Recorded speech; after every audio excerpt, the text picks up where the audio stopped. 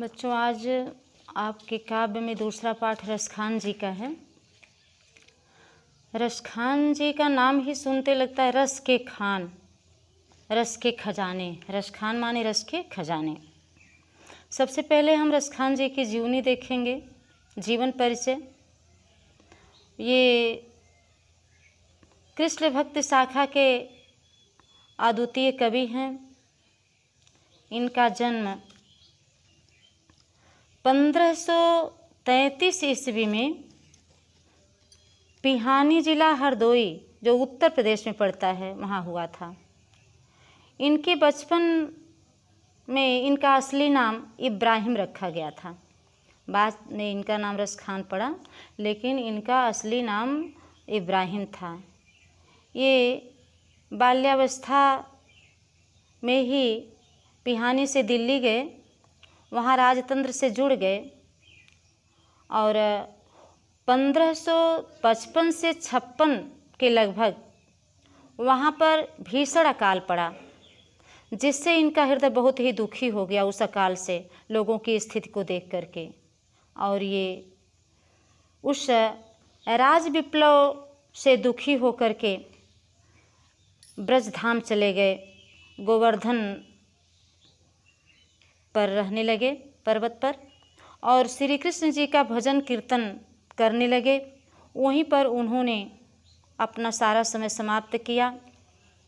ये गोस्वामी विट्ठल नाथ जी से शिक्षा प्राप्त किए थे और दीक्षा भी प्राप्त। शिक्षा दीक्षा इनके गोस्वामी विट्ठल नाथ जी के द्वारा हुआ था। रसखान जी श्री कृष्ण जी के परम भक्त थे। इसलिए अगर आपसे ये पूछा जाता है कि कृष्ण भक्ति शाखा के कवियों में प्रमुख स्थान किसका है, तो रसखान जी, बिहारी जी, ये सभी लोग, मीराबाई, ये सभी लोग कृष्ण भक्ति शाखा के कवि हैं। उसी दिव्य प्रेम के सहारे ये अपना जीवन यापन किए, यानी श्री कृष्ण जी के परम भक्त हुए और उन्हीं के सहारे जीते रहे, उन्हीं का भजन कीर्तन करते रहे। अंत में 1618 ईस्वी में इनका निधन हो गया।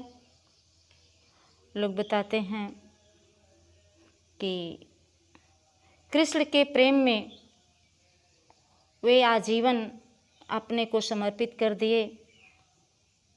गुरु भक्ति में आप जब जहाँ कहीं भी देखते हैं, इनका लिखा हुआ काव्य श्री कृष्ण जी के ही विषय में मिलता है।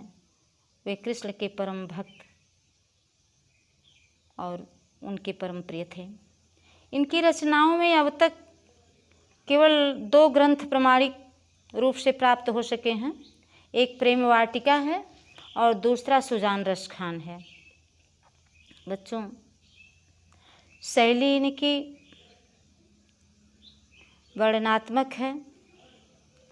इन्होंने अनेक रसों का प्रयोग किया है, छंदों का प्रयोग किया है, दोहा, चौपाई, अनेक रूप में इन्होंने अपनी कविता को लिखा है। ये भक्ति काल के प्रमुख कवि हैं। इस तरह से इनका जीवन परिचय, इनकी रचनाएं, इनकी भाषा ही ब्रज भाषा ही है। आगे आप इनके विषय में पढ़ करके संक्षिप्त जीवनी याद कर लीजिएगा।